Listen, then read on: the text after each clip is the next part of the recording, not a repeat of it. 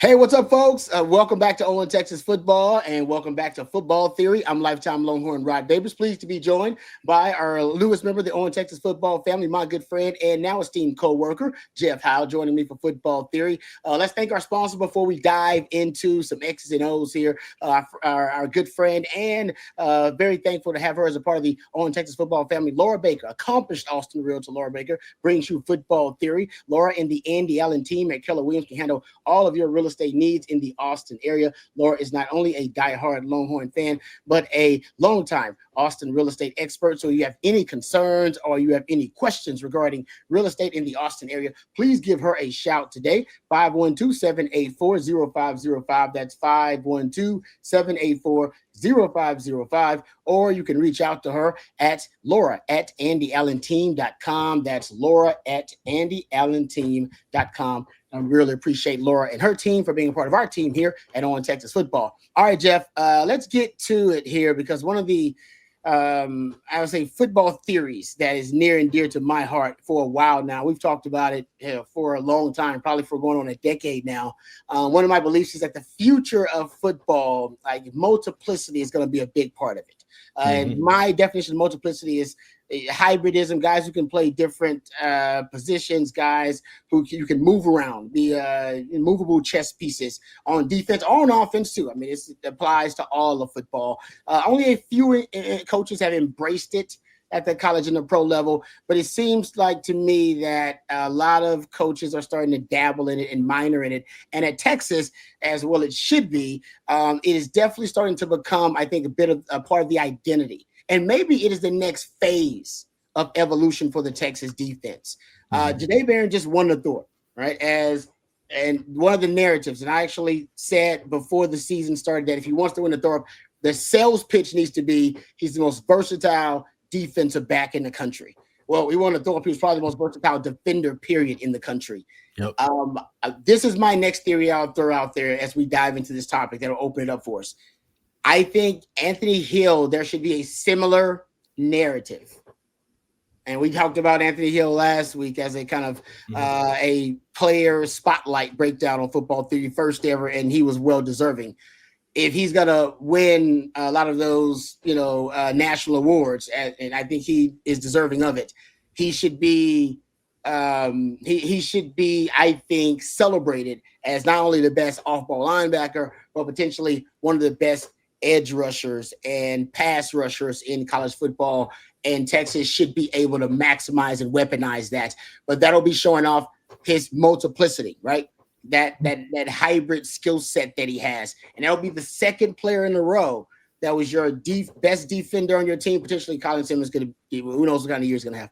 But I'm talking about Anthony Hill here, who could win national awards and the narrative be he is one of the most versatile weapons on defense, period.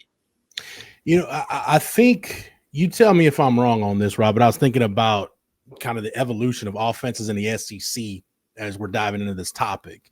And the SEC felt like it was probably about, 8 to 10 years behind where the Big 12 was just in terms of evolution, because in the SEC, you've got the access to the best talent. You don't have to be all that diverse schematically. You can just line up and say, ours are better than yours, and we're going to prove it. Now, everybody's got their things that they hang their hat on, right? Like, what kind of coverage and rush Nick Saban is going to have on defense. Kind of how Lane Kiffin wants to play offense. But it seems like we're getting away from, like, you think about a couple years ago, Tennessee was doing it with Josh Heupel. They were going really fast. Ole Miss, Lane Kiffin, they were going really fast. Jeff Lebby got that veer and shoot in Mississippi State. They want to go fast. I think now it's almost like you're seeing the same thing happen in the SEC that happened in the Big 12, where teams are realizing, you know what? Tempo's not the key. The key now is we can be a physical running football team. We're just going to spread you out with these skill weapons we got on the perimeter, spread you out, and then run the football inside where we got the numbers advantage. And now you got line of scrimmage SEC talent running the football with a numbers advantage. And I think that's kind of where offenses are going. So basically, Rod, you've got offenses that are more diverse in the SEC now than probably we've ever seen before. the hybrid spread culture, I think, has infiltrated the SEC. When you look at what Billy Napier does at Florida, and Josh Heupel's kind of changed the way he's done things at Tennessee, and Lane Kiffin's kind of changed the way he's done things at Ole Miss, and Bobby Petrino at Arkansas, and you just kind of go down the list. What you can look at some of the stuff Sark does and say there's some hybrid spread signatures that we saw in the Big 12 within that offense. So I think now the counter is, and you think about back in the Big 12 days, what Mike Gundy started to do at Oklahoma State, what basically everybody but Oklahoma and Texas, because they didn't have access to that talent, what were they having to try to do to slow down these hybrid spread offenses? So when John Haycock came up with the 3 safety defense. So I think, but it always goes back to, in the SEC for me, it's less about schematic evolution and just kind of evolution of your personnel. And I think there's a really long-winded way, Rod, of me saying, no. I think you're exactly right. But instead of the evolution being schematic like we saw it in the Big 12, I think it's going to be a personnel evolution in the SEC.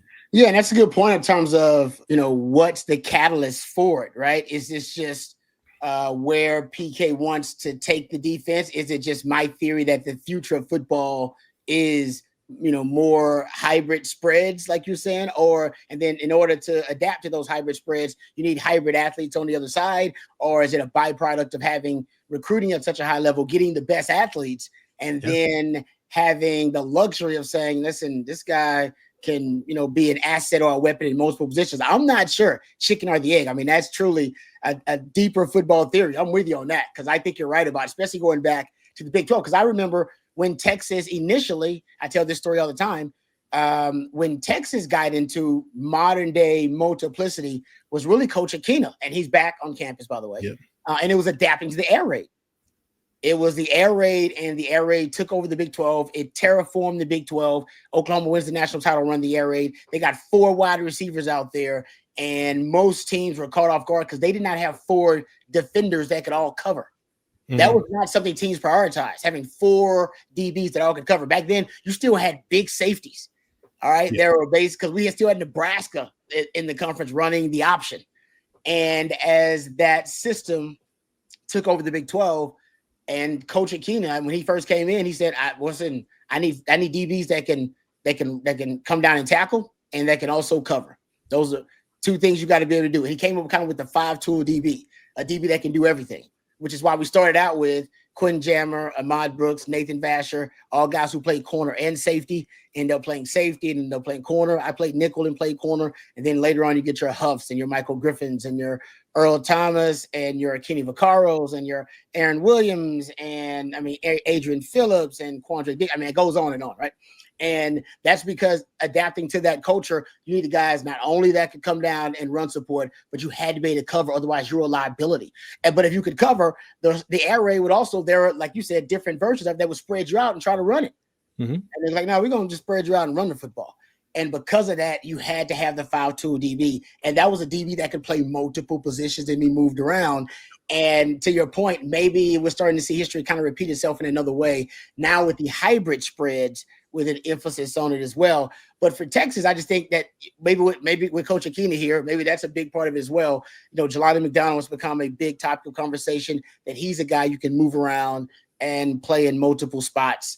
We've talked about recently how they've decided Trey Moore is going to play an edge, but also going to be working at linebacker a little bit. Now Brad Spence all of a sudden is doing both. I think now it's deliberate. And I believe the number one, there are a lot of objectives I think you can obviously a lot of objectives you can reach and accomplish with multiplicity. I think the number one thing is making it tougher for offenses to identify exactly where your defensive personnel is and where they're going to line up. It's just to discombobulate and confuse your alignments and assignments and try to, in some way, gain a strategic advantage in that way. I think that's the number one goal of it, in my opinion. With matchup based offenses, and Sark's offense is a matchup based offense. Most offenses are at their, when you boil it down, but Sark's offense really looks for, okay, where is my biggest mismatch? That mismatch might be, hey, my running backs are so much better athletes than their linebackers. we're going to get the running backs involved in the pass game today. We're going to be running swing routes. We're running that Texas route, that angle route we talk about. We're just going to, one of our backs is going to catch probably 8-9 balls today.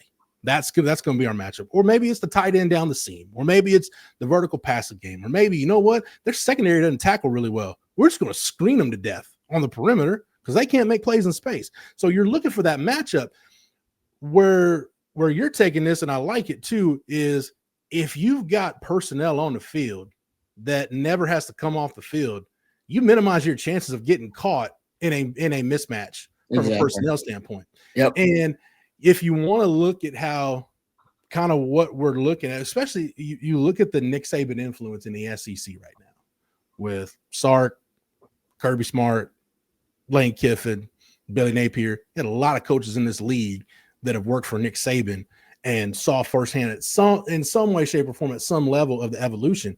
And I think this maybe benefit Kirby Smart probably more than anybody, because the defensive evolution at Alabama was go back to that first college football playoff when they lost to Ohio State and the changes that they made after that.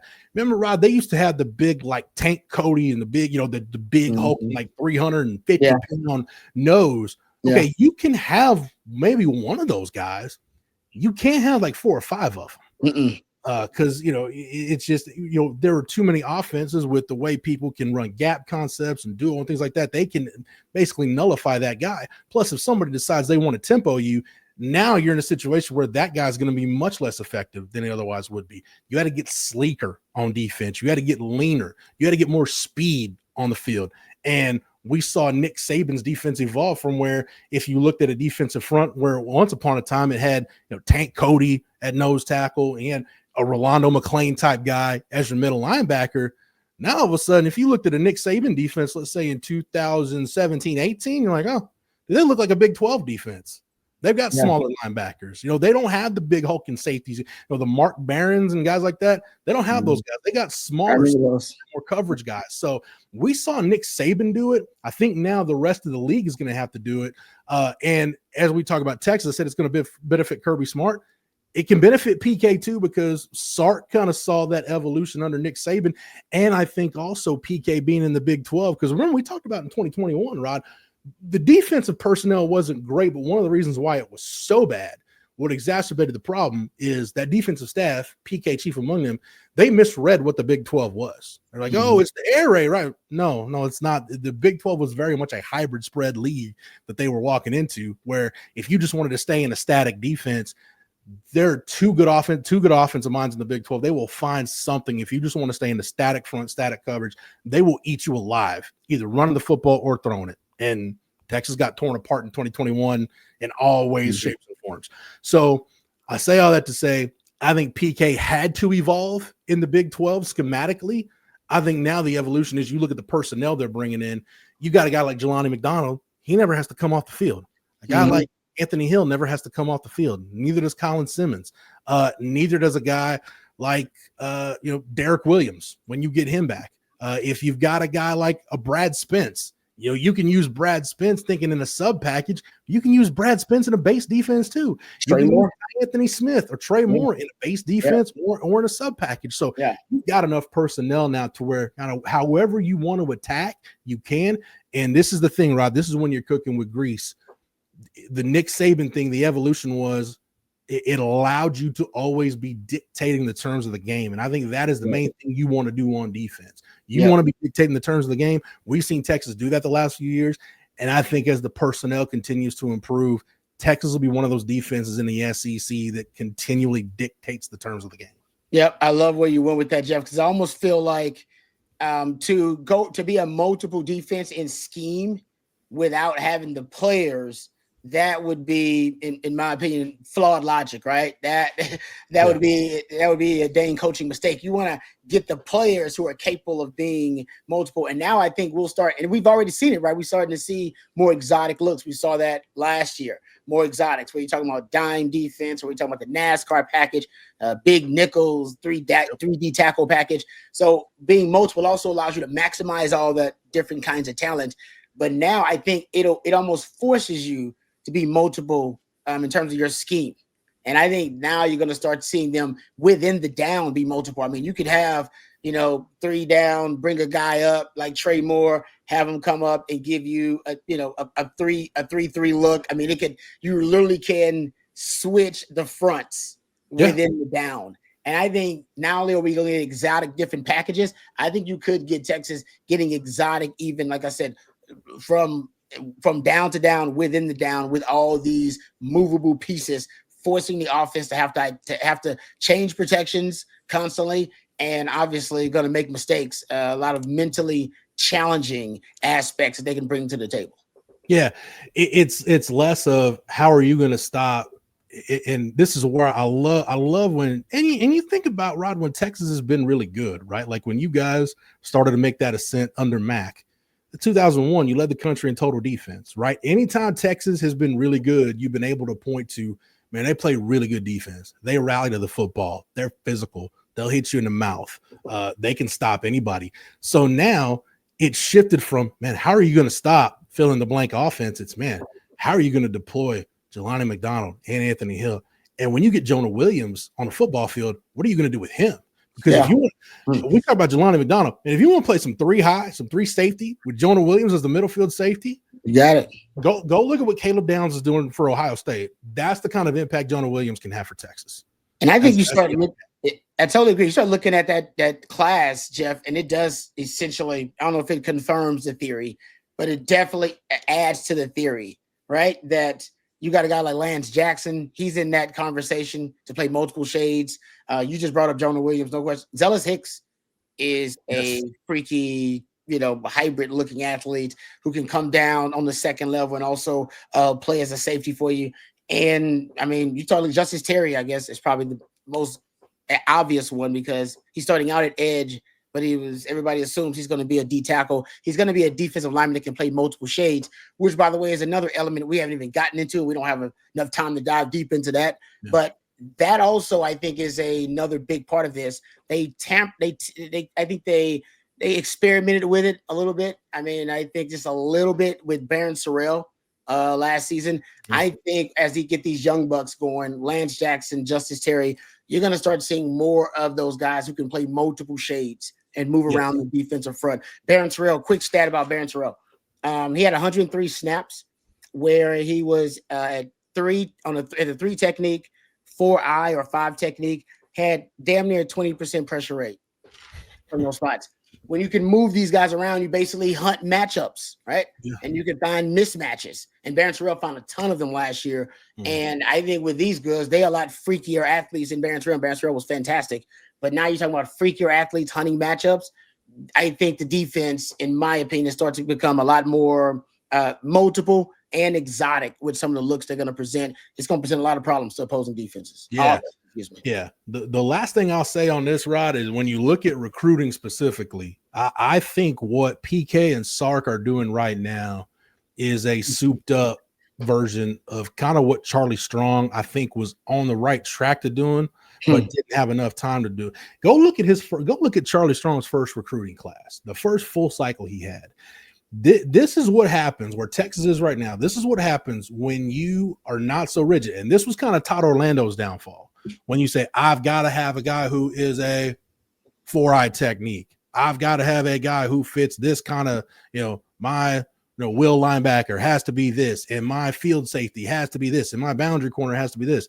Go look at the guys Charlie Strong took. Yeah, Malik Jefferson, Charles Menahu, Chris Boyd, Holton Hill, Anthony Wheeler. They just took really good football players and figured out how to use them. Now, that ended up benefiting Todd Orlando a lot more than benefited Charlie Strong, because that 2017 defense was one of the best defenses in the country. But they had versatile players. I mean, Deshaun Elliott was a Thorpe Award finalist. I think we forget that, and had a hell of a year in 2017. And the argument with Deshaun Elliott is, well, is he going to grow into being a linebacker? Who cares? I just want him on the field making plays. I don't care if it's a linebacker, if it's a safety, if it's a nickel, wherever it is. The guy has a nose for the football, and he can make plays. And Deshaun Elliott made a ton of plays. So Charlie Strong was on the right track. He knew how to evaluate defensive talent. Just there was so much more wrong with the program. And I felt like Todd Orlando and that whole Tom Herman regime got a little too rigid with some of the qualifiers they were looking at for some recruits. I feel like now it's almost like, hey, we're just going to recruit the best football players we can find, and we're flexible enough We're not rigid. We're flexible enough within what we do that Jonah Williams doesn't have to worry. Well, am I a field safety? Am I a boundary safety? You're going to be one of our best 11. Anthony Hill, you're going to be one of our best 11. Jelani McDonald, you're one of our best 11. And Cade Phillips and some of these other versatile DBs, the young DBs and a young D lineman, a guy like Justice Terry, you mentioned Lance Jackson. Those are the kind of guys that, hey, don't worry about, are you a 4I or where's your body going to go? You're going to be one of the best 11, 12, 13 guys that they're going to find snaps for. They'll figure it out. You just go play football. Yep. No, I totally agree with you. And I think that's why it's the clues tell me that Texas is on the way to being a true multiple defense in scheme and also personnel too. All right, good stuff, Jeff. Let's thank Laura Baker once again before we end today's program. Football Theory brought to you by accomplished Austin realtor Laura Baker. Laura and the Andy Allen team at Keller Williams can handle all of your real estate needs in the Austin area. Laura is not only a diehard Longhorn fan, but a longtime Austin real estate expert. So give her a shout today at 512-784-0505. That's 512-784-0505. Or you can reach out at laura@andyallenteam.com. And we appreciate Laura and her team for being a part of our team here at On Texas Football and sponsoring Football Theory. Thank you, Jeff. Appreciate all the expertise and knowledge. As always, great conversation. Always leave here a smarter football theorist. Thanks to Matthew behind the scenes doing the real work. He's the real MVP. And thanks to all you guys out there for watching and for listening. And for Jeff and for Matthew and for accomplished Austin realtor Laura Baker. I'm lifetime Longhorn Rod Babers. Until next time, hook 'em horns.